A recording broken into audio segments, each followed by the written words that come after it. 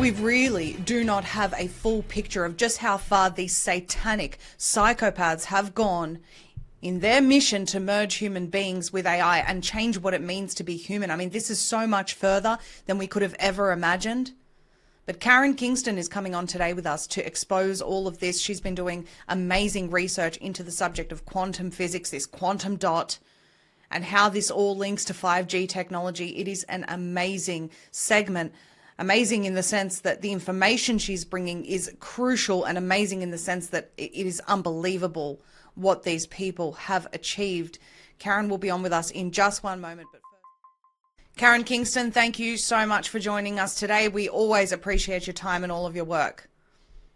Oh, thank you so much for having me back, Maria. It's as you can see, I've been really busy doing a lot of writing and documentation, and finally getting all the evidence that I've been, on your show and other shows reporting on for a year and a half, and now putting it out for the world to see with their own eyes. So for anyone who hasn't seen it yet, Karen has finally put her work onto a Substack for everyone to go and view, and this is fantastic. We have information on here about gain-of-function research is not what experts lead us to believe. Karen's early warnings to Fox News about vaccines being bioweapons, dismantling the COVID-19 deceptions, why are quantum dots in the COVID-19 injections. This is one of the main topics we're going to be talking about today, Karen. But for anyone who hasn't seen her Substack yet, please go. The link is in the description below. You need to read her work. She's a fantastic researcher. So, Karen, we have so much to unpack today, and the more that we spend learning about this nanotechnology and what's actually in these injections, the more shocked we become, but also we're not so shocked after all, because these are things that people like you have been telling us from the start. And particularly, I'll tell you what, I've referenced that first interview that you and I did more times than I can count, because I believe that interview has the most damning evidence of the fact that this is a forever cycle of injections. The World Health Organization Immunization Agenda 2030 says that they want to introduce 500 new vaccines to everyone in the world by 2030, no one left behind. And this correlates directly with what you've shown us, which is a forever, never-ending cycle of injections directly from the patents. But what we have now is this quantum dot talk, and I shared a report by the Epoch Times, which I think was a fantastic piece. It's free to air, view it on my Telegram, about this quantum dot technology. You've gone a step further, so perhaps we should start there, Karen, if you don't mind.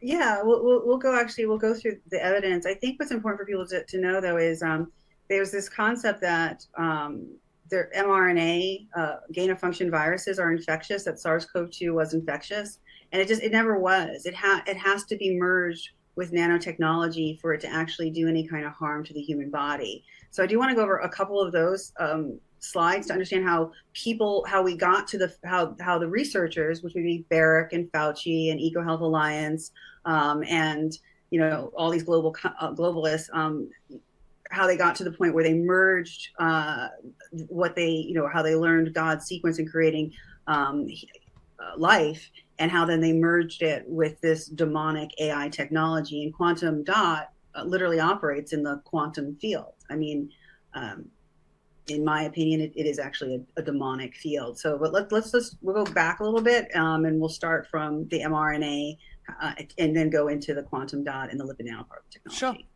There's a lot of discussions right now here in the United States with the Senate. Everyone knows that the NIH changed their definition of gain of function. I believe it was earlier this year. And what they changed it to was that gain of function is mRNA gain of function gene editing of viruses, or other pathogens. And the challenge is that mRNA viruses and bacteria, whatever, all the mRNA viruses that have ever been created are useless. They can't do anything. They are so unstable. They fall apart in sunlight, normal temperature.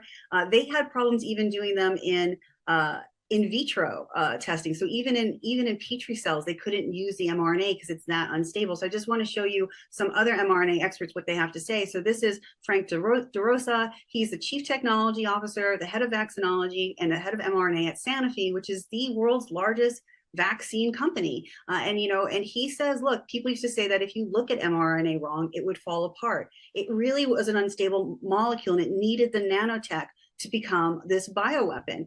The head of Moderna Infectious Disease said, look, the devil is absolutely in the details as far as lipid nanoparticles are concerned. And look at that word, Maria. He's talking about the devil himself. That was not a slip of tongue. That was intentional. No, it's never a slip of tongue with these people. We had one of our main state-funded taxpayer-funded media outlets called the ABC, which accidentally aired a satanic ritual during a news broadcast one night. Accidentally. Yeah. Anyway, no, they're very open with who they serve. It's unbelievable. So this was in Chemical and Engineering News. I pulled this article in March of 2021, and they interviewed the head of engineering and chemistry at Carnegie Mellon, the people from Moderna, NIAID, NIH, really all the experts, and the author concludes that, look, fragile mRNA molecules used in the COVID-19 vaccines can't get into cells on their own. They need the lipid nanoparticles. So I just want everyone to know there's no such thing as a infectious gain of function virus. You cannot infect people. So what we were told, as you can see down here, what we were told were these spike proteins. These are the lipid nanoparticle technology, and they're part biology and part technology. They're both inorganic and organic. They're actually living things. We're going to get into that. So I want to come back to this question, Karen, but that's interesting. You're saying gain of function cannot actually create these viruses. What we've been told about gain of function is a lie. No, they can create the viruses, but then the viruses are useless. That's what I mean. Yeah. So look here. I just showed you a non-peer-reviewed journal. So here's a peer-reviewed journal. Everyone knows Nature. And Nature magazine is one of the largest peer-reviewed journals in the world. This is Nature Biotechnology, and they're talking about mRNA technologies, messenger RNA, modified RNA, silencing mRNA. And what they say here is, look, no matter what you do with mRNA or RNA, you have to overcome this, as a scientist say, a 4 billion year biodefense, which is the lipid bilayer, which is on all of God's creations. It's on every living organism. And mRNA can't penetrate this layer unless it has the positive ionic charge. And the ionic charge can only be given to something that is inorganic, that cationic charge. And that's what's in the lipid nanoparticles. That's where the graphene oxide comes in and the quantum dot.